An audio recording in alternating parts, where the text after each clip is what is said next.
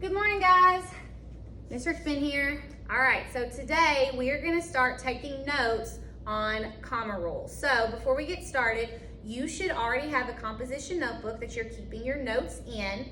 If you don't have a composition notebook yet, you may start your notes in a Google Doc.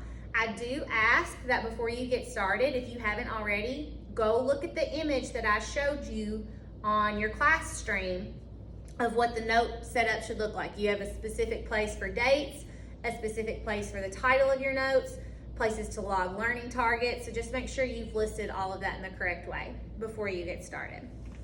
So today is September 15th, and we are going to start our notes over comma rules today. Your learning target. I can use commas to correctly indicate pauses in my writing. Now, a lot of people will say, there's just so many comma rules. It's hard for me to keep up with what's what. Guys, you don't have to know every single comma rule, okay? I'm sure if you ask Mr. Pruny, who is the principal of our school, tell me every single comma rule that exists, he's not gonna be able to tell you all of them. What I'm here to tell you is that there are 8 comma rules, that if you know these comma rules and you practice these comma rules and you show that you know these comma rules in your writing, then you're gonna be able to communicate clearly. Okay? My goal as your teacher is not for you to be a grammar expert. My goal is for you to communicate effectively. And if you don't know these 8 basic comma rules, either your writing is going to be confusing, or quite frankly, you're going to come across as someone who's not very smart. So even if you have great things to say, if you don't put these commas where they go, anybody with any kind of grammar background is going to look at that and say, yeah, I don't know if I trust what he has to say because he doesn't even know how to separate 2 independent clauses with a comma. I know a comma doesn't go there, or a comma should go there. You don't want to be that person. You don't want to be this person, all right? Let's look at this for an example.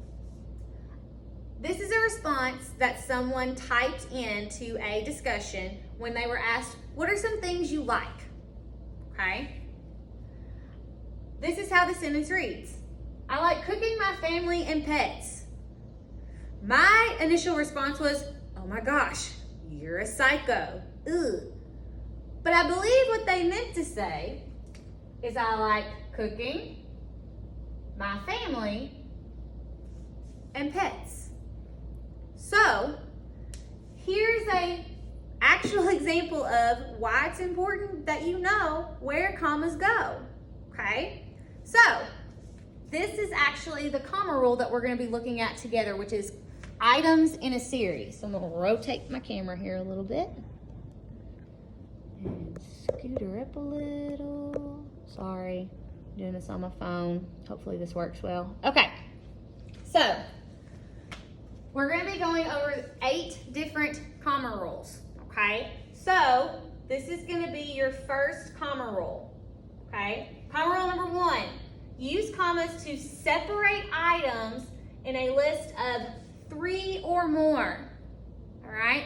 Now this is going to be important because we're actually going to talk about a different type of list that does not have 3 items in it, but we're going to talk about that on another day, okay? So, number 1 comma rule. This is a pretty easy one.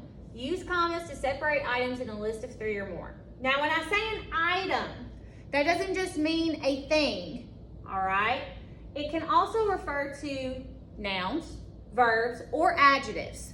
Also important to note, items can be phrases, not just single words, okay? So a lot of times when I ask students to use commas in a sentence where items are listed and they are singular one-word items, they can use those commas correctly, no problem. But when I give them a list of phrases, it's like they think that rule doesn't apply anymore. So I want you to make sure you understand that when I say items, I'm also talking about phrases, not just single words, okay? So we're gonna go through and do a few sample sentences together. Now this first one's probably gonna be the easiest one that everybody is gonna know, okay? So I need to buy sweet potatoes, almond butter, and tofu at Kroger. So we are very much listing items here. So let's look at what we're listing. I need to buy sweet potatoes. I need to buy almond butter, and I need to buy tofu. So if you look at what types of items can be listed, what are we listing here? Are we listing nouns? Are we listing verbs or adjectives? These are actually nouns. So we have listed the things we're gonna buy at the store. Okay, so we have to separate those off with commas. So I need to buy sweet potatoes, comma. I need to buy almond butter, comma, and tofu. So we have listed those off, commas out. Pretty simple. Let's look at this next example. I need to call my mom and wash my car before yoga class. Well, what's the first thing we're figuring out here is what we're gonna be listing. So we're listing things we need to do. I need to call my mom, okay, and wash my car. So what type of items are we listing here? Are we listing nouns, verbs, or adjectives? Exactly, we are listing nouns. These are things we are doing. I need to call my mom and I need to wash my car. Items. Not items, excuse me. We are actually listing actions, things we need to do. So, my next question, where does the comma go? I hope you caught the trick here. This sentence does not need a comma because if you look back at our rule, it's a list of 3 or more items. Here we've only listed 2. So this would actually, once we add the period, this would be punctuated correctly. No commas are needed because we've only listed 2 things. So if we wanted to make this a sentence that needed commas, we would need to add one more thing to our list. So we're listing things we need to do. So I'm gonna ask you on your own to create a sentence here where you would actually use the comma, okay? I'm gonna create one for myself. So I'm gonna say, I need to call my mom, comma, wash my car, comma, and check the mail before yoga.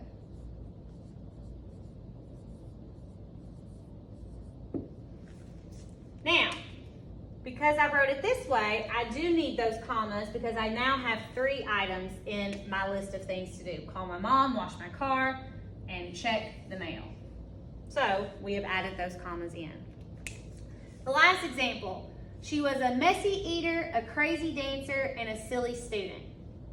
Okay, so what we're doing here, we're not listing nouns, right? We're not listing a person, a place, or a thing. We're not listing verbs. We're not telling you things she's doing. We are listing adjectives, things that describe her, okay? So, she is a messy eater. She is a crazy dancer and silly student. Okay, so these are phrases to describe she. So, she was a messy eater, comma, a crazy dancer, comma, and a silly student. Okay, so those there are our 3 sentences. For examples. Now, the last thing we're going to talk about with this particular comma rule is something called the Oxford comma. Okay, so the Oxford comma, when you're looking at items in a series, the Oxford comma is the comma that comes before and, or that last item. So if you look at every one of our sentences, I put a comma after each one of these. So almond butter, comma, and tofu. Wash my car, comma, and check the mail. She was a messy eater, a crazy dancer, comma, and a silly student. So when we're talking about the Oxford comma, we are referring to that one comma before and, specifically when you're listing items in a series. Now we're going to talk about a comma that goes with and in another comma rule. The Oxford comma specifically relates to items in a series. All right? Now, here's what you need to know about the Oxford comma. Please pay attention here. The Oxford comma technically is not required. So, for example, if we look at my first sentence, I need to buy sweet potatoes, almond butter, and tofu at Kroger. If I were to not put this comma here, I need to buy sweet potatoes, almond butter, and tofu at Kroger. That is technically punctuated correctly. All right? So, you do not have to put the Oxford comma. However, I will tell you that I require the Oxford comma because without the Oxford comma, sometimes your sentences can get a little confusing. And so what I'm going to do is I'm going to shift this over here, and I'm going to show you an example of how it can be confusing if you don't use that Oxford comma. Okay, so we're going to look at this sentence here. I had eggs, toast, and orange juice. Okay, so let's look at our items in the series first. Eggs, toast, orange juice. We are listing nouns, okay? We have 3 items, therefore we have to add commas. Now, let's punctuate this sentence without the Oxford comma. So I had eggs, toast, and orange juice. Now to you and I, that makes sense. But depending on how you read it or who's reading it, here's what it could sound like. It could sound like you had eggs. Yes, those are my eggs, over easy, a little runny. And then you had toast with orange juice on it. Do you see how that could read that way? I had eggs, toast, and orange juice. Whereas if I clearly punctuate it separately, it's very clear that I had eggs, toast, and orange juice. So, could most people probably figure out what you meant here? Yes. But I'm going to tell you that for clarity, always use the Oxford comma.